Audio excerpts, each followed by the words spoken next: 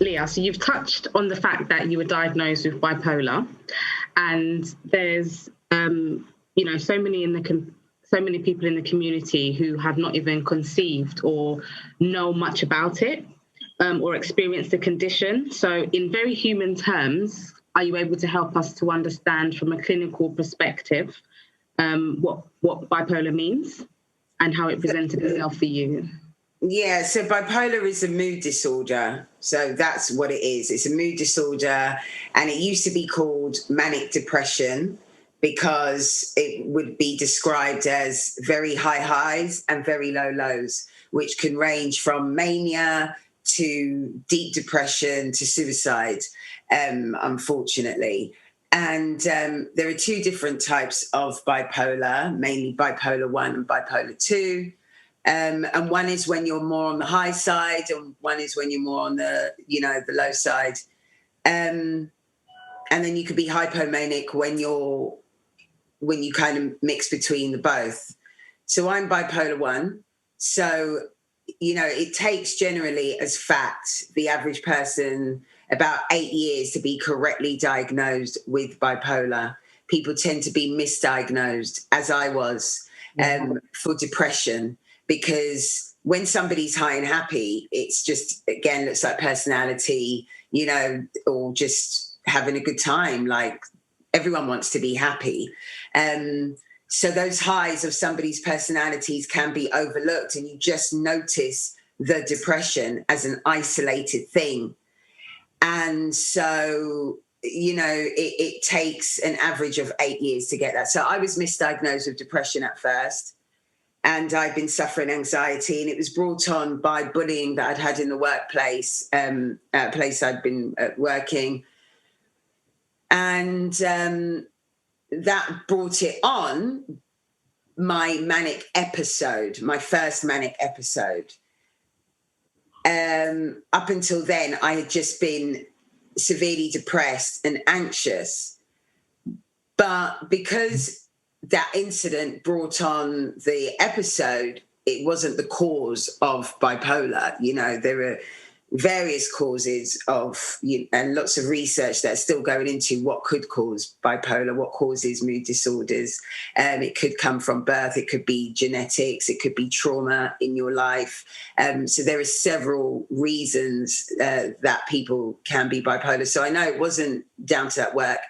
I've lived a very extraordinary life. So it makes sense why somebody like myself, especially someone who's been in the industry for most of her life, may have at some point had some sort of breakdown. It's a mood disorder. You range from highs and lows, and how that can manifest is, loads of reasons. The lows, obviously, the things that we hear about all the time: low mood, isolating yourself, overeating, undereating, not sleeping, suicidal thoughts, self-harm could come into that sometimes. Just things like not being able to have a shower, not being able to get up, get dressed, not wanting to socialize, wanting to hide yourself away from the world. It was like I didn't leave my home for the year, that completely isolated myself, and I became almost agoraphobic in a way, like afraid to leave my home, and the anxiety, and I gained a lot of weight and, unrecognizable almost, I think. And then suddenly, out of nowhere from that, funny you should say, it felt like overnight.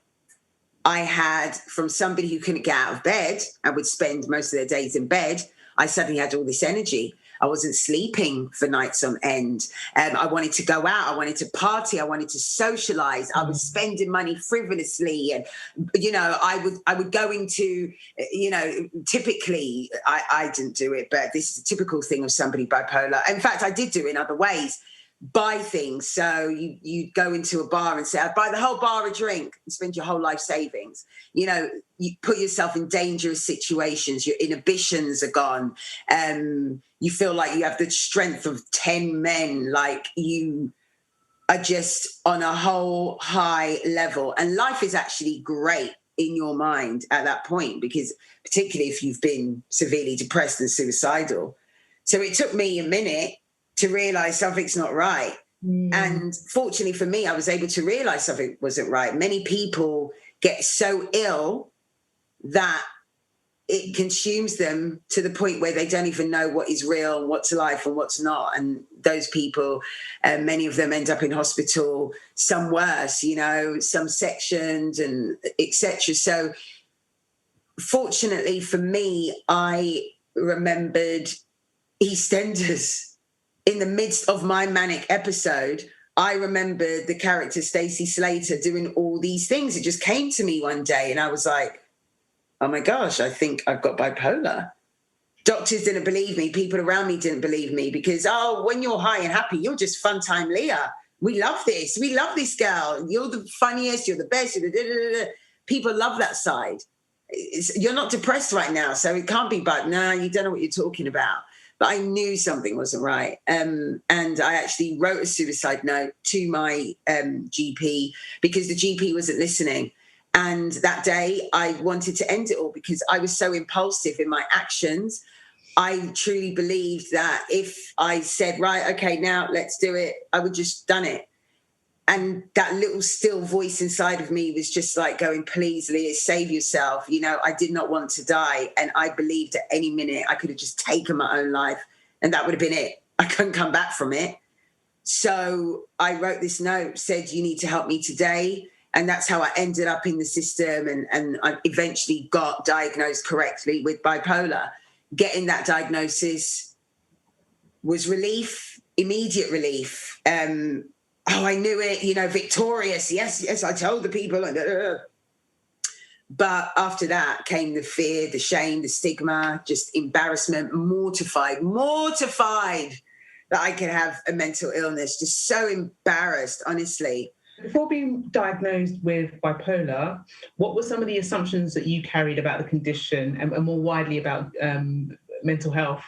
What were some of your... I thought mental illness was for other people. Weren't for me, wasn't for anyone that I knew. No, look, mental illness in my head, this was my ignorance, it was reserved for, not in a mocking way, but just in a very matter-of-fact way. It was reserved for those people that you see in town centres who got their knickers on their heads or talking to themselves. It was reserved for mad people. It was reserved for people who had come from all types of horrible backgrounds. You know, maybe they had trauma, or maybe it was self-induced from drink or drugs, alcohol and whatever. Maybe they've been abused as children and blah, blah, blah. I'm just a normal girl, you know. Yes, I've had challenges in life, as we do as human beings, but I don't come from a bad family. I don't come from a bad background. So this was not my world. It was something that I saw over there, you know?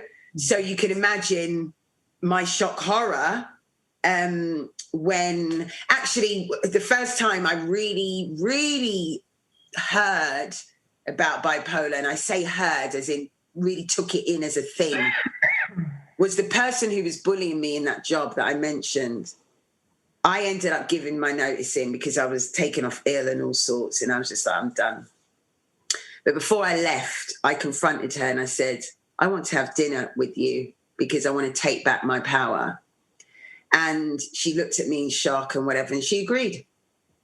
And we went to dinner and I explained to her everything she'd done and how she bullied me and how, you know, her behaviour was a disgrace. And her thing was, but you always seem so strong, like nothing bothered you. And now we know that as, you know, this is a little petite white woman, do you know what I mean? Who does all she's got her boobs out and blah, blah, blah. I'm a black woman, blah, blah, blah.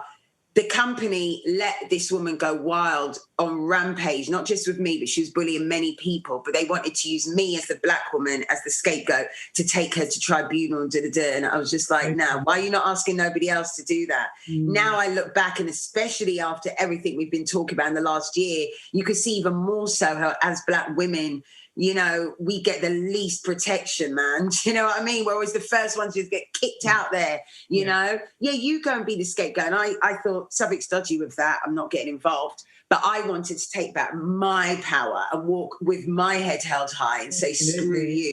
Because, yes, I am a strong woman. I don't know how this has happened to me and how this has all come about. But I wasn't diagnosed with bipolar yet. So at this point, I've been signed off work. They diagnosed me with depression. I'm on antidepressants, anti-anxiety meds. And I'm speaking to this woman. I'm telling her how I feel and the thing she's done is wrong. She breaks down and says, I've got bipolar and blah, blah, blah. This is the first time I've heard about bipolar, really. Wow. So, and this is why I behave that. I've been sectioned 3 times and I've da-da-da-da-da-da-da-da. I was like taken aback. Yeah. She apologized. She said, but she put it, going back to that conversation, her excuse was bipolar made her do it. So fast forward only a year that I am now diagnosed with bipolar. Immediately, my first thought is, I am going to become an evil bitch like this woman, because that is what bipolar is. I didn't realize it was a mood disorder or mental illness in that sense, and the importance of mental wellness and mental illness, and that physical wellness and physical illness is the same things, same thing. I didn't know none of this. I just thought, now I've got this thing that is going to make me act crazy and torture people. I was just mortified. I was mortified. Yes, you would be. Why would it happen to me? Me? What have I done? Me? And She became the poster child in that moment for bipolar. She became the face of bipolar to you then. Yeah, exactly. She was I had no other reference. And that is why, bringing it back to this, why my work now is so important. Because what I've realized by speaking out is other people didn't have a reference either. And so when people found out about me, the comments on social media and the things that were said was, but you don't look it, but you don't act it, but oh my God, but you're really cool. But and it's like, oh. Powerful. The compliments and whatever is wonderful, especially when you've self-loathed and beat yourself up for so many years. It was wonderful to hear people say such lovely things about their experiences of me and with me and what I've done for them and the community and all the things, you know. But my whole thing was, wow, that means that people really don't know about this thing. And actually, it's important that I use my platform and my face. I know I speak with people. I know I'm very personable. That's just how I am. It's natural. So therefore, if I felt like bipolar was some kind of madness, literally, pardon the pun, you know, what must other people think? So actually, just people seeing me, I see their perceptions change because they've never seen anything like it before. They just like, oh, so my message is you can live successfully with a mental illness. It's not a death sentence. It's not necessarily what you think it is. I thought that I was just going to become a really horrible, mean, cruel person that will destroy my life and other people's lives. And actually, no, I'm helping other people. I'm being some kind of ambassador. I'm being someone positive. I'm turning what could have been really bad into good. I've done the suicide attempts. I've gone through that really. I've self-loathed. I've hated myself. And now I've come out on the other side. And it's like, I'm nothing special. You know, that means that anyone could do it. And so I feel like I found the Holy Grail to kind of pass on the message, say, guys, look, it's not what you think it is, you know. Actually, you can live a good life. Yeah. Not every day's perfect, but not every day's perfect for anyone. Everyone has bad days. And actually, your physical health, you know, if you broke your knee and everyone goes, oh, no, your leg is in a cast, oh, you poor thing, and they love you and they look after you and they wouldn't let you bend to go and pick up that thing and they come and bring you food or a drink. You know, when you've got mental illness, something that people don't see, it's so overlooked. And there is a lot of the battle that you do have to do alone. But you know what?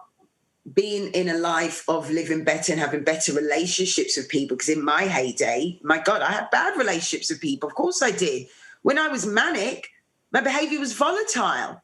So whilst I'm high and I'm happy and whatever, I'm also switching like, whoa. You know, so there's a volatile side to it, which is what that woman was talking about. But she chose and chooses to live within that side. You don't have to. Yeah, you're in a completely alternative reading to what you experienced, you know, when you first came face to face with bipolar in your colleague. You know, you're presenting an alternative version of what that could look like, which is so important, hugely important, because what you then do is that you make it relatable, you make it okay for people to actually confront it. You know, people see things in such extremes. That's when they disavow and they don't want to be associated with it.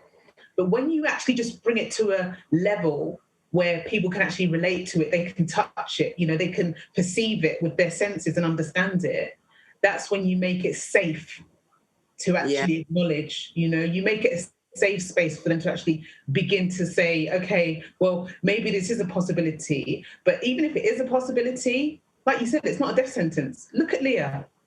You know, that's their frame. You are their frame of reference then. Powerful. I hope so. Yeah, I mean, I know it and I don't know it. It's always nice to get the encouragement and to hear it from others. And I say it and I know it.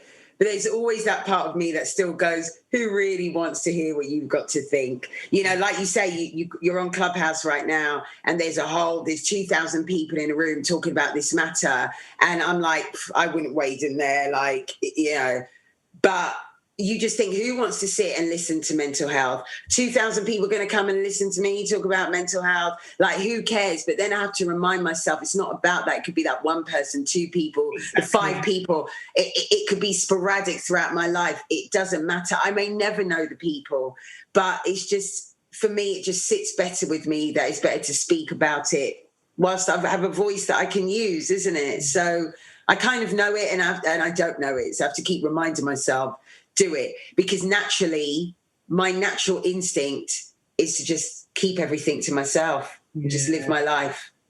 I'm probably the most unshowbiz person in showbiz because I don't like all the attention and the da-da-da and putting all my business out there. I would just live this out of plain sight and live my career and do what I do and do what I enjoy and love. But then on the flip side of it is I think it's actually a bigger duty and I prefer to have that as a legacy than, she was a great talent. It's like, yeah, okay, whatever. That legacy is so much better to know that I was able to get people normalizing conversations around mental health at least. Wow. Yeah. That's huge. That's huge. Powerful. Question 6. I think we touched on it already. You know, Esther and I have both watched the video of Testify, and you know, I think it was moving for the both of us to see the way that your friends, you know, how much they cared, how compassionate they were towards what it is that you're going through. How important a part did they play in your journey towards managing bipolar in your life? So important. You know, when you have something like mental illness, you lose a lot of friends, you lose a lot of people, man. Not only do you want to isolate yourself anyway, and you're living with that you don't even want to be around people and you make excuses not to be around people and you're doing all of that, but people also run away from you. Some people are scared of you. Some people use your mental illness against you. Some people don't have the patience for it. And because you can be a handful when you're in a very dark place or when you're in a very high place. It's not easy. And I respect that other people have to also take care of their own mental well-being. And they can't take on all my problems, for example. But what I did learn is I really learned who the ride or die was. Some people were there only for parts of the journey. Some people were there, have been there from the beginning of that journey, is still there now. Some people's chapters were short, you know, and there were times when it really hurt.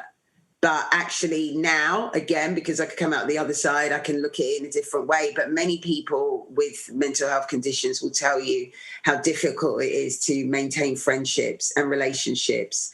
They really suffer when, you know, someone has a mental health condition. They really do suffer. The friends that have been the best for me are the consistent ones, the ones who truly love me and want to be there.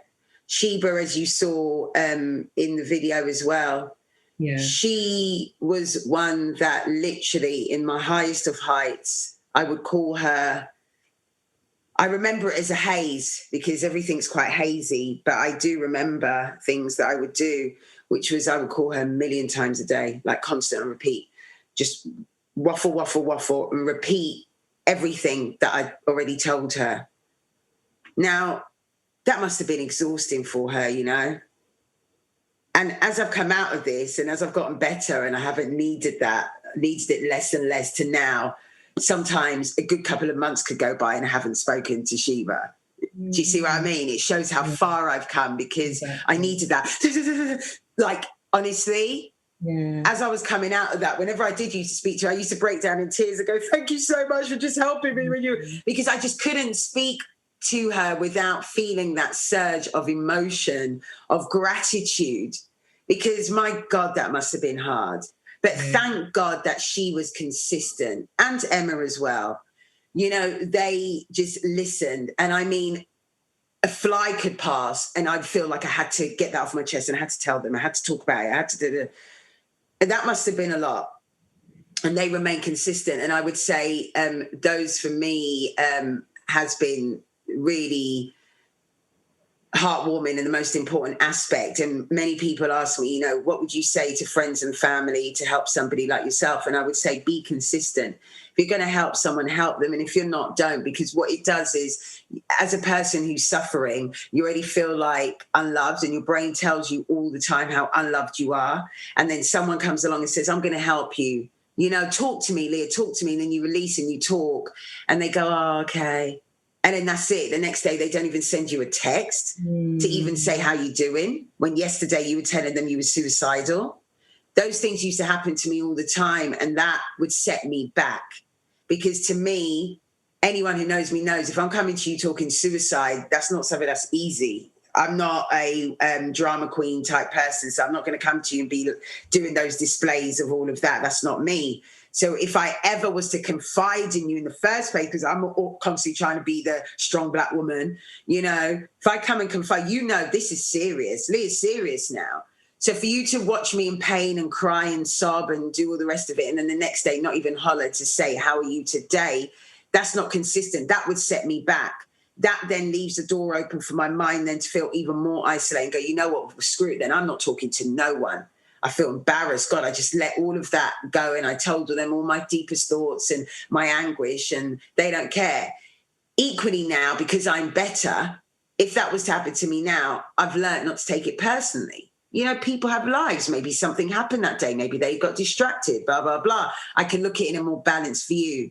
But when somebody is ill, you've got to know if you're going to support them, please support them. Be consistent. If you say you're going to be their ride or die, be their ride or die. And it don't mean being a passive friend, be an active friend. That means sometimes following them to appointments. It broke my heart because my family at the time, and I'm very close to my family now, but through that time, my parents couldn't handle it. They were just like, nah, it's a personality thing. It's just you. It's Leah. It's just don't put this, you know, Black people and mental health. They weren't having it. We'll think about it when we're ready to think about it. And it's like, no, this is happening now. It could be too late by the time you guys get around to thinking about it because Leah's suicidal. So now, thank God, they've come all around and they're amazing and they totally get it and they're brilliant. They're really brilliant. And we've turned all that around and our relationship is great. But at that time, I had no family around me. My relationship, as you saw in the video as well, had broken down.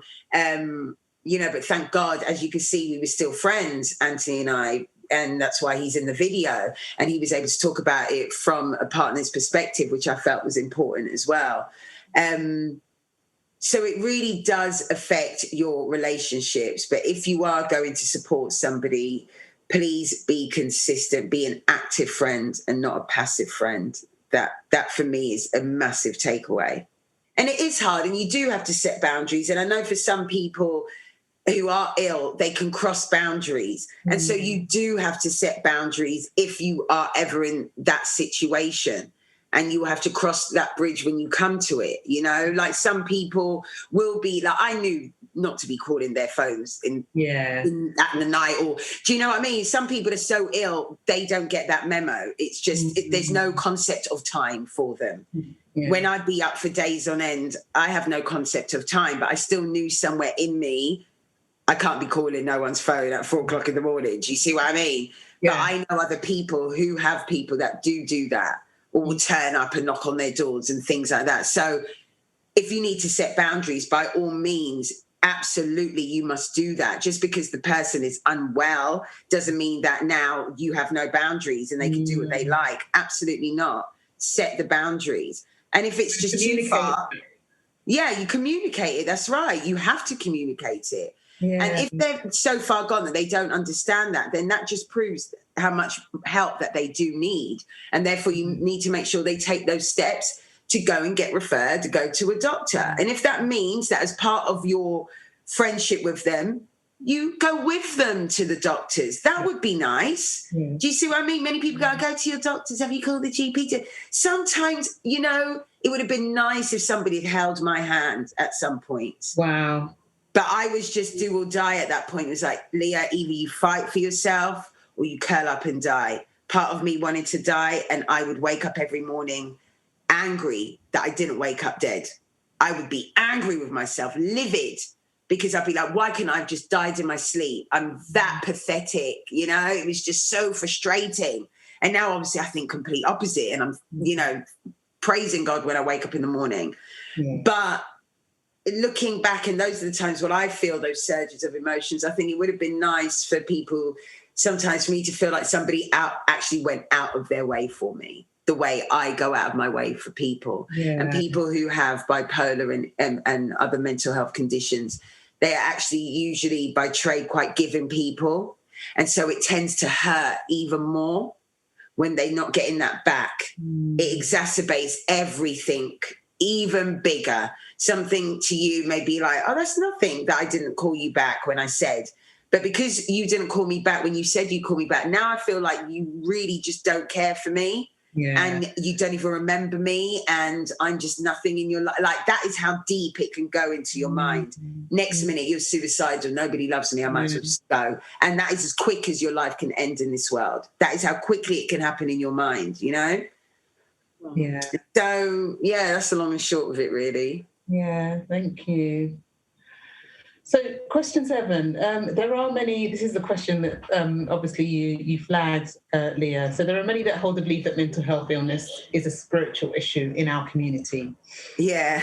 So what would your response be to this position? And how do we reach those members of our community? Off the top of my head, my reactions to it is like, well, ridiculous. The church and sometimes our own community does more damage than good.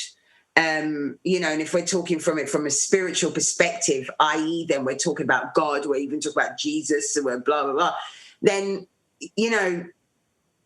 what did this God that we all share stand for and all the rest of it? Yes, he casted out demons and blah, blah, blah. We know all of this.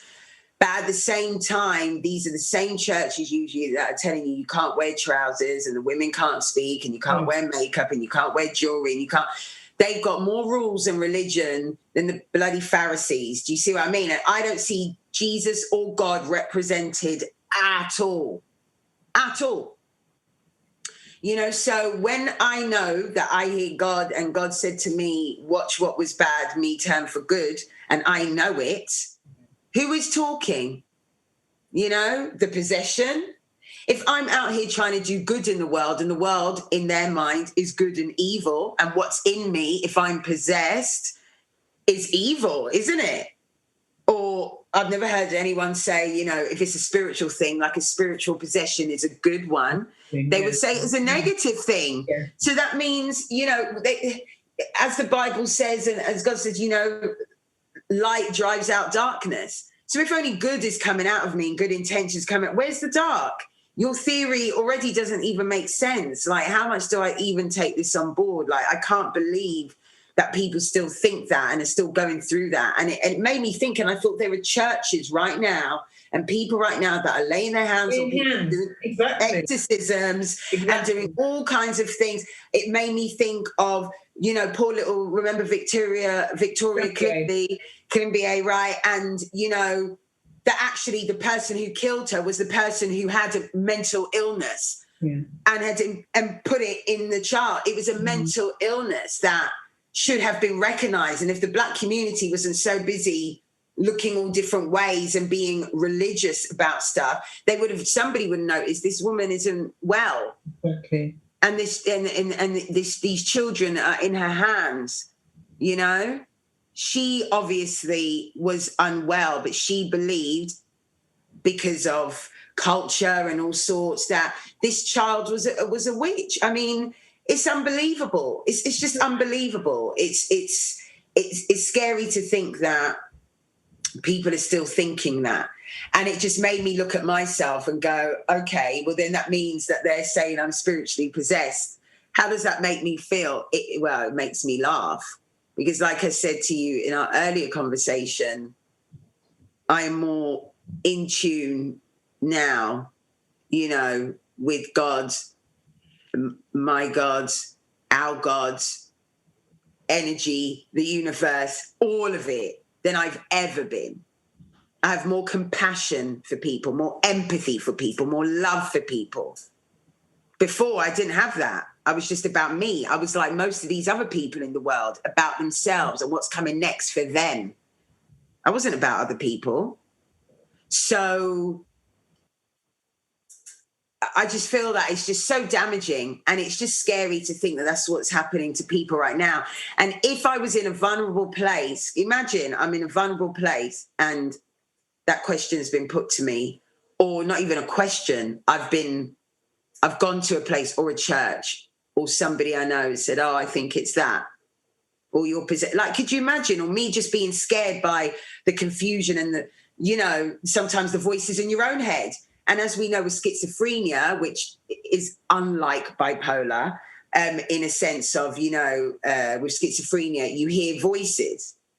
Now, I understand that they would say that's a possession because that's the way they're looking at it. Do you see what I mean? Oh, it's just, that person can then be so scared and vulnerable, obviously they are, and then go to these people and do more damage. Those are the people that end up then jumping in front of a train or worse. Do you see what I mean? Because it's just 100%. They can't escape. It's so, honestly, at the depths of mental illness, it's so horrible. You cannot escape from your mind. I will share a story with you that I don't often tell, but it's true and it's harrowing. And I don't know, I can't remember if I mentioned it in Testified. I think I did a bit, where I was just on the floor, like in a daze. It's like I just wanted to get out of my own skin. It's like a constant torture. It's like somebody constantly, your mind is constantly torturing you. You can't walk away from it.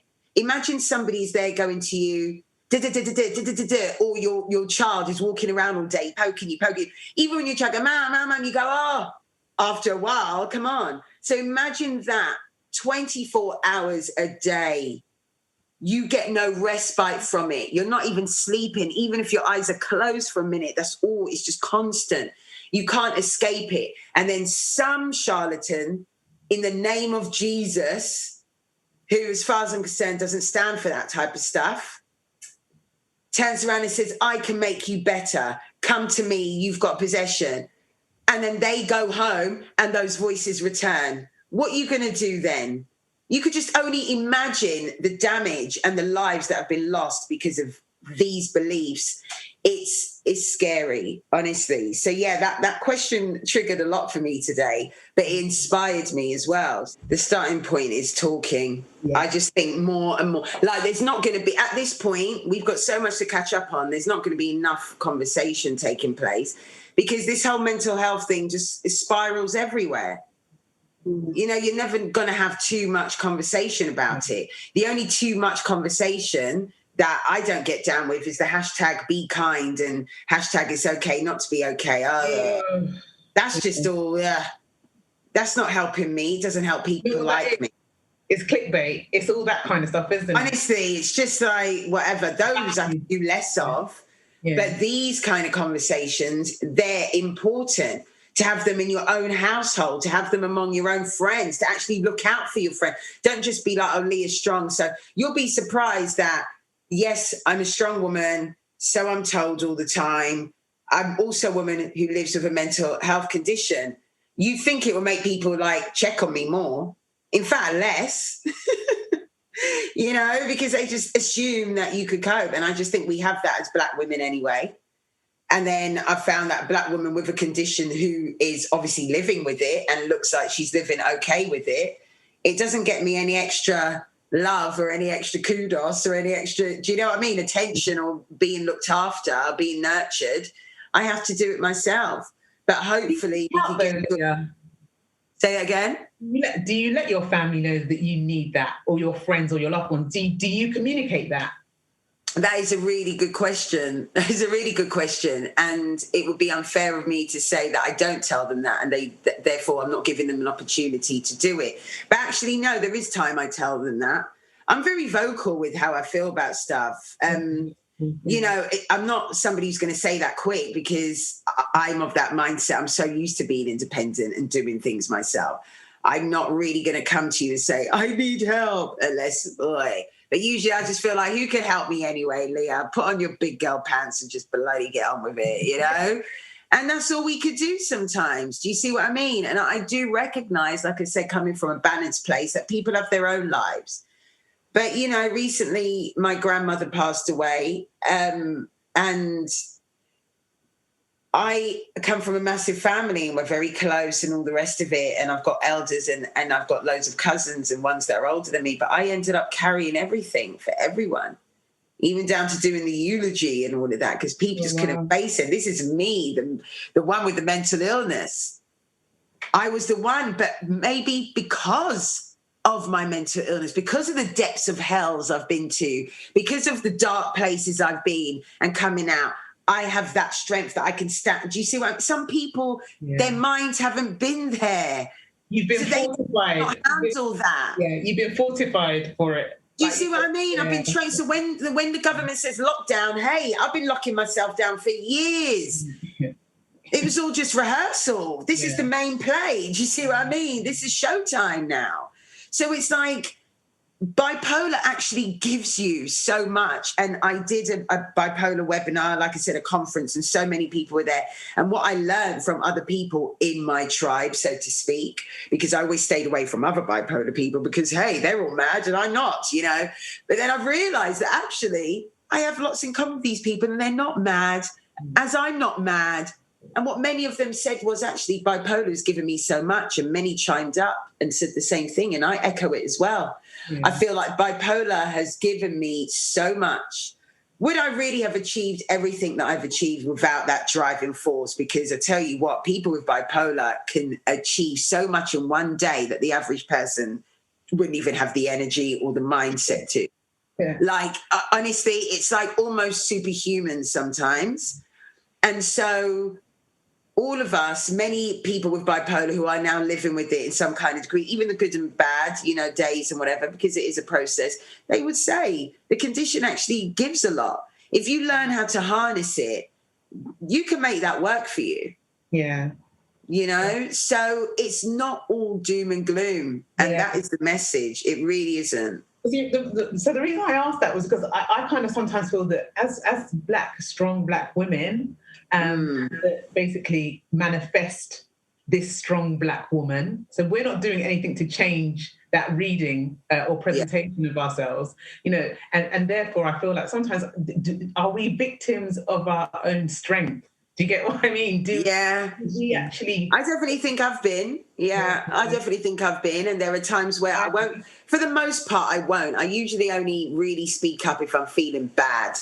Okay. But at that point, I just think if that's the case, then it gives people an opportunity to help me. Yeah. Because if I'm not all the way down and they don't, that might just set me back, because I might be like, you see, people aren't even helping me, but I've helped them. I don't want to start going there in my mind, you know, because everything with bipolar is extremes, and that's what it is. So the moods and the emotions that go with it are extreme. So like I said, extreme highs, extreme lows, extreme happiness and extreme sadness. It's 10 times more of that purge of feeling that you might feel, for example, you know, and it really is like a surge. So I've had to learn how to make my own little barriers around my mind and around my heart and just around myself as a person. I've had to do that. and it's serving me better. But I feel like if I'm ever in a vulnerable position, I do speak up to my trusted circle. I think it's so important. That's another piece of advice I'd say to anybody, if you include this in the interview. You've got to also give people an opportunity to support you. Yeah, it's one thing saying, oh, I feel so alone and I'm isolated and nobody loves me. But you need to give those who would step into you going, Leah, go on, please talk to me, or who are calling me and I'm ignoring their messages and I'm ignoring their texts and I'm not answering their calls. I've also got to give an opportunity, answer them back. Maybe not today. Maybe today I just can't. But tomorrow or the next day, respond back to them, and allow them in. Otherwise, I can't sit. I have to take some responsibility as well. Yeah. And I think that is important with all of our own mental health. We need to take, it's our mental health. We need to take responsibility for it. And that includes self-care, and that includes, all the other things that go with it. What were some of the approaches that you found reached you? Well, I'll just say I've already responded to that, really, and that is just be consistent.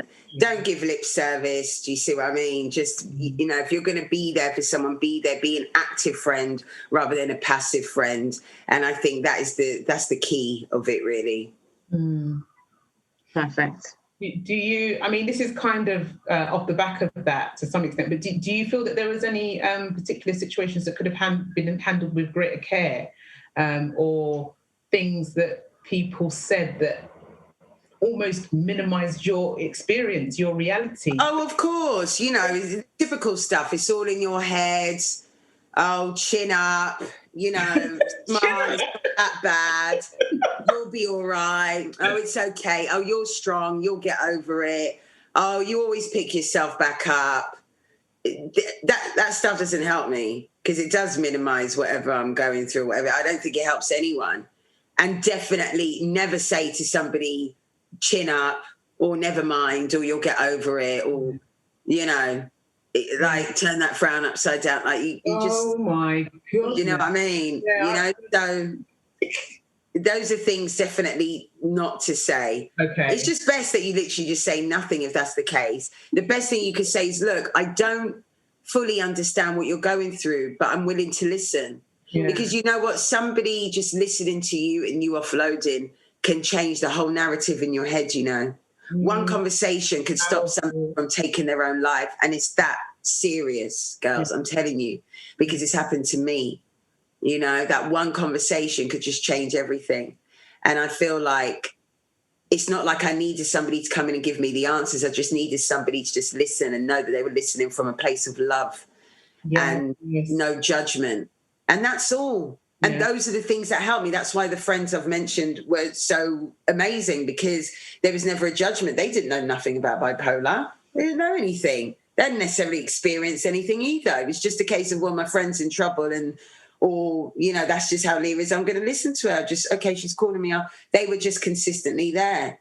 And so if somebody comes to you, you'll be surprised that just by you just giving them a space to listen where they don't feel rushed or imposing on you, make it so clear. And if in that moment they come to you and you're like, you genuinely can't speak to them at that time, for example, you then say to them, right, this is the reason why I can't talk to you at that moment. I'm at work or blah, blah, blah, whatever it is.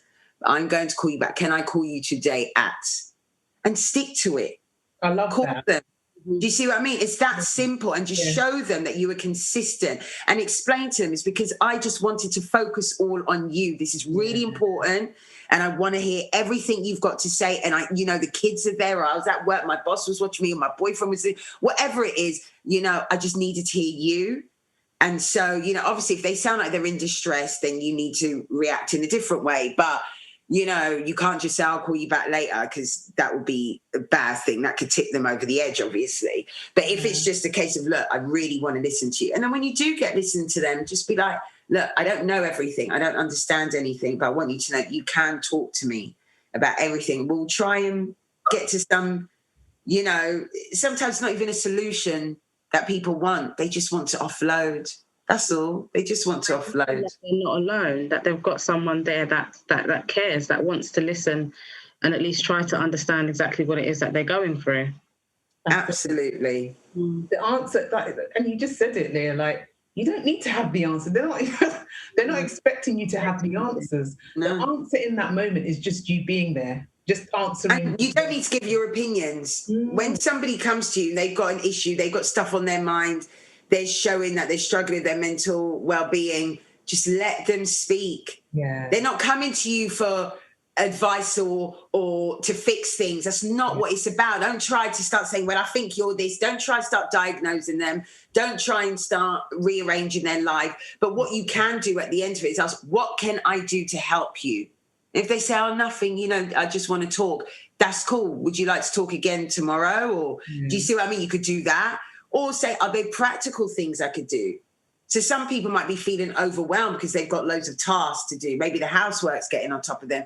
Maybe you could say, would you want me to come over and just help you tidy up? I understand now it's COVID and but these are, examples. Or you need to go and do you want me to help you with that? And I know it may be hard for you. Maybe you're struggling with time yourself. But again, it's a case of, do you want to do this thing for someone? Because it's not always about us in life. And we do have to support other people sometimes.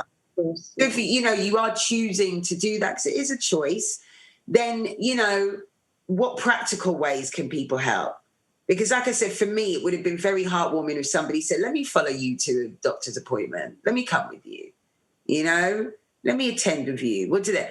Because I was at a lot of appointments all the time. So that would have been nice. And, I'm sad sometimes I went through all of that by myself, but I just see it now that maybe I had to. Yeah, maybe I had to. That's just the way the story is supposed to be, isn't it? And that's it. It's no point beating my parents over the heads or friends who weren't around. It's just no point doing that. It doesn't serve me at all. So, those are the kind of real practical things. Ask them, what can I do? Whenever I speak to friends that are going through it, I say, what can I do to physically help you? They may not answer me today, but I'll ask them again tomorrow. Because sometimes people would ask me that and I wouldn't necessarily answer. Maybe there's a part of me that's like, I don't want to be disappointed anyway, because you're probably not going to help me. So I just, it's all right, it's all right, it's all right. If they ask me again the next day and I see they're consistent and whatever, I start opening up. I start, I can rely on that person. They're not going to throw it back in my face in 5 weeks' time or, in the future. They literally are down for me. And so you become more open to ask people things or to be more honest with people about how you're feeling. So that is why the consistency is important, because it's about trust. And as somebody who feels very isolated, I just want somebody who I trust right now, that is the key thing. And it's that respect for the person as well, because I'm just thinking it can't be easy, like you said, for you to lay out all of that to anybody. You're really pouring out a part of yourself and maybe the deepest parts of yourself, So it's making that conscious decision as a friend or family member or whoever it may be to say, okay, I've learned this of this person now. I need to be there for them. Mm-hmm. So, absolutely. It's how you can be there for them. Absolutely. It's just so important. So, I think those are the real key things that help people is real just patience and understanding. For anyone feeling that they are without love and a loving support network, where are some of the places that they are able to turn? If they don't have the support, it depends what it is. If they feel like they want just to talk to other people, community-wise, for example, there are different forums online. If it's something in case of you feel ill, you've had, say, low mood for a prolonged period of time, maybe you feel anxious, even if it's just because of, not even if, but because of the pandemic, or it could be because of a bereavement, it could be because of, maybe you've lost your job.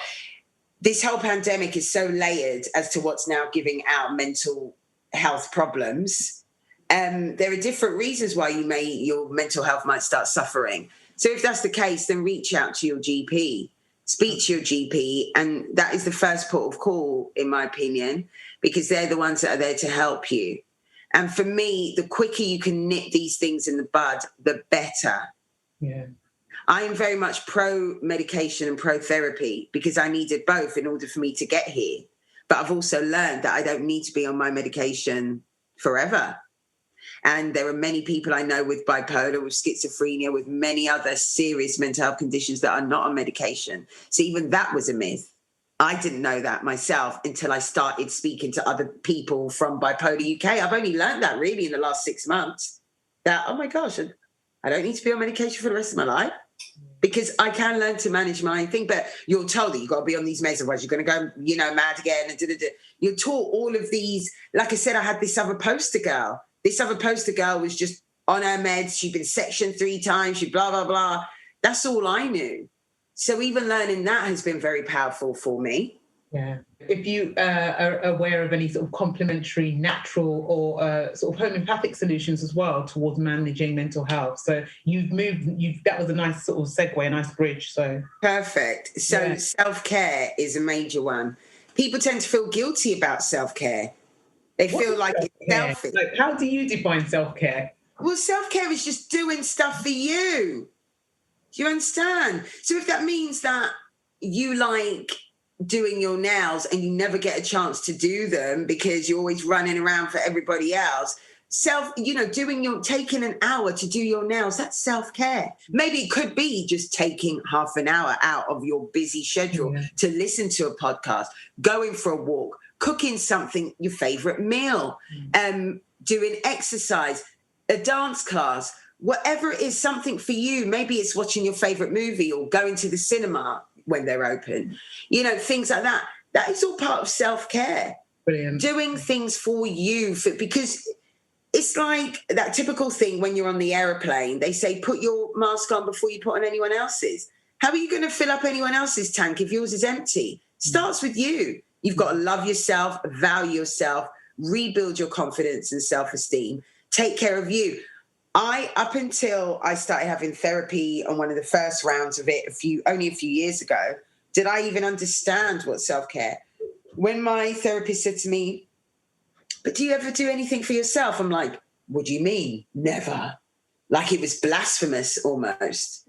She was like, well, have you been to the cinema? I'm like, cinema? And by myself?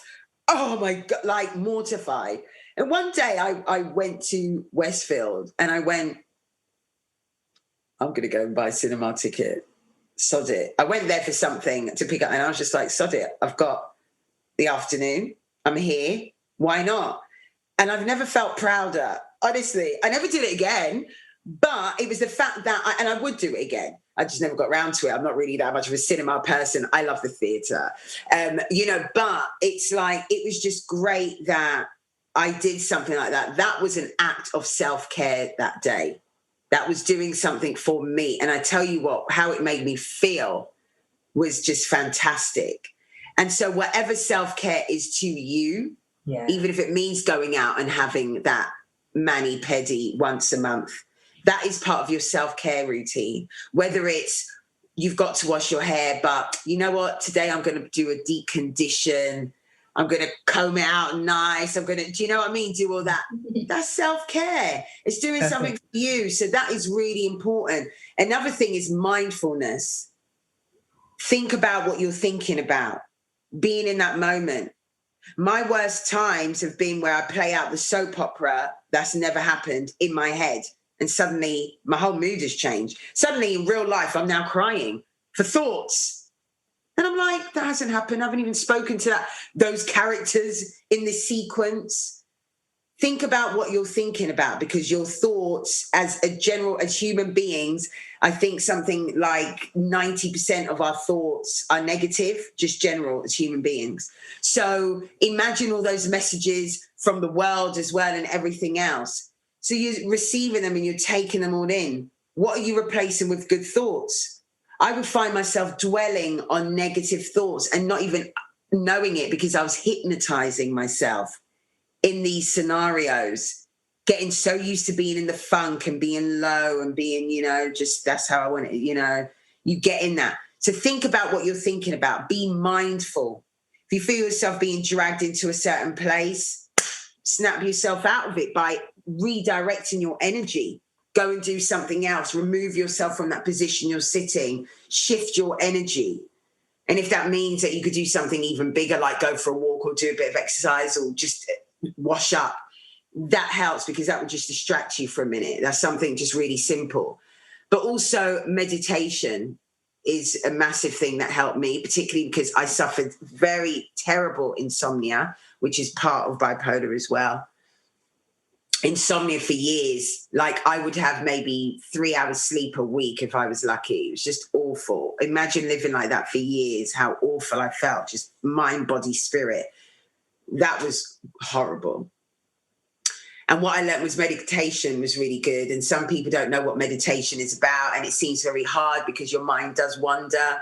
But that is part of meditation. It's just about stopping and being in that moment. But if you find that your mind wanders too much, and there's guided meditation, and there are thousands and thousands of videos on YouTube of guided meditations. And sometimes I put one on my iPad or my phone at night, a guided one. That could be 8 hours long. It could be music. It could be beats. It could be airwaves and sound waves. It could be somebody talking and guiding you through and relax and breathe. Or you could be in a meadow or taking you to a happy place. Loads of different styles. Some people will suit you. Some people you'll absolutely just not like the sound of their voice or not like what they're doing. But that's why it's great that there's so much variety.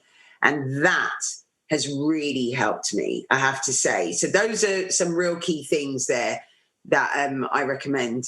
Brilliant. Would you say that there's anything in terms of your nutrition and diet that has also played a part? Yeah, it just came to my mind. So water, I've had a bad habit all my life of not drinking enough water. And that comes from a fear of public toilets from school days. So it's like I never wanted to just drink anything in my body so that I never had to use a public toilet. And I'm now 42 almost, and I'm still like that now. So it's good we've got a lockdown because I can use my toilet whenever I like. So I've been getting better with water, but I have seen I've done a damage to myself, and I pray that it hasn't been any longer term damage, because now if I'm not drinking enough in a day, I actually get physically sick. I'm throwing up and all sorts, which is a bit scary, to be honest. As I've said that out loud, I'm a bit like, do I get that checked out, or is it, I don't know. I don't know. But would you say, I mean, I've said that to doctors before. They've just like, I'll drink water. I do feel like it's a dehydration thing, and I feel like I could turn it around if I just drink as much water. This is a real battle, spending all your life not drinking, any fluids, because this wasn't just the water I was against. I was like, well, if you're not going to drink water, you're not going to drink nothing, like punishing myself. It's crazy.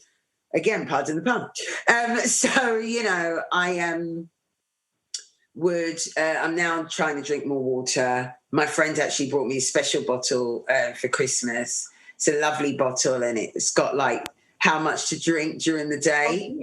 Yeah, which is really sweet. I totally ignore it, and I just try to drink all the time. But it's so thoughtful. It is thoughtful, something like that for me. So again, it's those things that are so lovely. Yeah. And because of the lack of sleeping, my eating habits were very terrible as well. So I've now learning. But then because I was ill, I didn't even know what my favorite food was. I became that ill. Didn't even know what I like to eat. And again, when you're manic, you don't eat.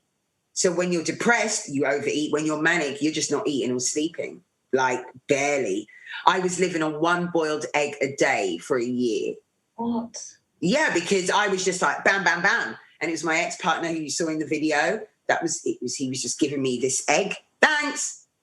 And off I went. I was just, off I went. If he weren't giving me that egg, God knows. But that egg was sustaining me. Like, that was all I was eating. He obviously knew what he was doing. God bless him. He just thought, well, at least if she gets some protein in her, and I'd eat the egg, and then I don't know what I'd be doing. But, I can look back and kind of chuckle at it now. But, the just learning about myself. Well, Leah, what do you like to eat? What do you like to drink? Come on. And learning again. So now I've been making recipes that I took for granted of my family always making. Okay. The typical West Indian stuff that I would go and enjoy eating, but never bother try cooking. Yeah. Because I was battling whatever I was battling. Now I'm making all these things, and it's really wonderful. So nutrition and just eating properly and drinking water is so important. I feel better on days when I've drunk water. On days when I don't drink water, like I said, I feel horrendous.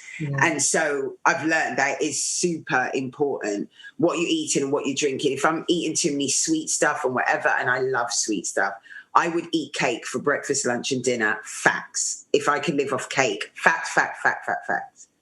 So I'm learning that, you know, just to have a more balance and just to look after myself better, which is something that I wasn't doing. I was looking after myself on the outside, but not on the inside. So if you said to me, be on screen or let's go out, nobody would be looking any more fierce. But on the inside, I was probably eroding. So yeah, I'm definitely trying to eat better. But as I say this to you, I'm not saying it to you in a place that I'm there. I never want to ever share a message as if I'm there and I'm this guru and I've got it all together. No, I'm a normal woman just like you. And I'm going through the same challenges. And every day I'm just trying to make changes. Some days I win, some days I lose. But on the days where I didn't do too good, I no longer beat myself up. And that is the better place to be. And so I feel much more empowered in that. Yeah, definitely. Alisa? Wonderful. Okay, moving on then. What do you recognise as two of the biggest hurdles towards ensuring better mental health outcomes and improved statistics where the Black community is concerned? Well, like I said, today, Matt Hancock has released a statement saying that they're going to make changes to the Mental Health Act and changes that will benefit and reflect, you know, the disproportionate way that the Black community are treated. That is a massive step. I just hope it happens. You know, this act is years and years old. We know that it's been used against Black people and it needs to be changed. So, you know, when it comes to that, the act needs to be changed. That's full stop. Let's hope that happens. Only people like the government can make those changes, unfortunately. There's just so much that we can do. Obviously, we lobby, we fight, we argue, we talk. But they've got to change those policies. So let's hope that happens. Secondly, there needs to be more money put into mental health. It's ridiculous, the waiting list. And now that, you know, the government and everyone else has this excuse of, oh, it's COVID. You know, with all due respect, yes, there's COVID, but now people are missing their appointments, even for other things like cancer and heart disease and all those things that are happening. It's just not cool. And already so much money was taken away from mental health. Now the pandemic has happened. Okay, you know, we're going to have to pay this price of everyone who's furloughed and all the rest of it. It's going to be some hard times ahead for all of us. But nobody's talking about, well, they just took how much millions out of the mental health, you know, jar. Now with COVID and mental ill health cases rising, is money going to be put back in? Because at the moment, as we know, the NHS are on their knees, not just because of COVID, they were already on their knees. The mental health teams, honestly, you just don't even want to know how frustrating it is. If you've ever been in a mental health team, then you would just know what I mean without me even having to say. Because even just to get there, even just to go through your GP, whatever, all the waiting lists, all the red tape, it's a lot before you even get a touch of help. And the first thing, obviously, that you just offered in the first instance is medication. But remember, your GP is a general practitioner. Do you see what I mean? And so they don't know, they can't diagnose mental illnesses. When I got diagnosed, do you know how hard it was for me to come off the antidepressants that I was given? The psychiatrist said, if you don't come off them like yesterday, this could turn you psychotic and you will end up getting sectioned. The doctor had been giving me the wrong medication for years. It was very lucky that I was caught when I was, because this could be a completely different story. He was like, it's a ticking time bomb. But when your body has this in your system, you can't just come off it. It was a battle to be weaned off this medication.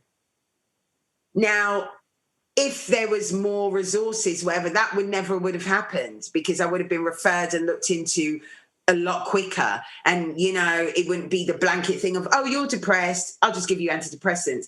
Antidepressants for someone on bipolar is like kryptonite. You cannot get, it's like giving gremlin, you know, a mogwai, feeding them after midnight. They will turn into a gremlin. It will make them ill. Yeah, it literally is that. It was a tick, tick, tick, tick, tick. No, laugh, because it's true. You know, the analogy was great. The analogy was great. You can use it, I don't mind. You know, so that really was, so imagine how dangerous that was for me and how hard, and then what my body had to go through, like it was coming off drugs, I would imagine. Yeah.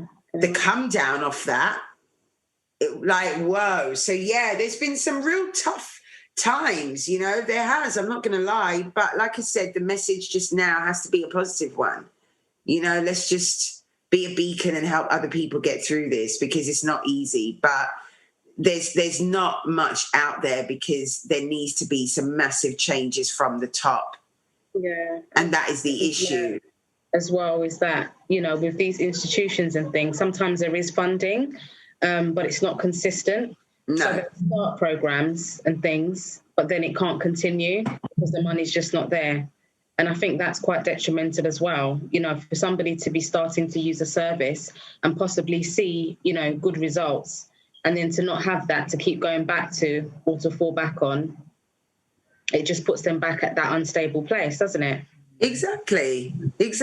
So much needs to be done. I just think we're on the tip of the iceberg with this. You know, even like Japan, you know, suicide rates in Japan have risen dramatically, apparently. It's just like, whoa. So this is the pandemic, as far as I'm concerned. This is the pandemic. University. Mental health. Honestly. Because COVID is one issue. We're going to overcome COVID. Exactly. But the mental health aspect from COVID alone, let alone those who already had existing conditions who are now to battle COVID too, it's a lot. It's a lot. We've all been affected. What about the children? You know, all of that, I think, it's a lot. This is going to affect us for years to come. Do we have the resources in place to handle it? We know we don't. And it's very scary. As an ambassador, what are your hopes for the way our community engages with the information and support services for mental health conditions? And what part do you see yourself playing in the positive messaging of that? But I do recognise that I have been given a special opportunity and a special platform over the years, and the importance of me using it. And so I use it, you know, I feel honoured in a sense if anyone within the Black community in particular looks at me in that way. I don't wake up in the morning hoping that people look at me in that way. Like I said, I'm just Leah. I'm just trying to live. I'm trying to live out here, you know, and not survive. And that is the key thing. I'm trying to live a good, fruitful life. But if I could also show others that they could do it too, then you know what? Let's do it. I'm not responsible for other people, though. I can only be responsible for myself. I'm not a therapist. I'm not, you know, an expert in that sense. I'm just coming from somebody of lived experience. And to me, lived experience accounts for just as much as somebody who obviously has studied it, which is important as well for doctors and therapists. But we all need to come together, and we all have a responsibility to take care of our own mental well-being. But if that means that I can use my platform for better, it gives me a purpose and it helps others, then this is the way forward. This is just the way it has to be. And I gladly accept, you know.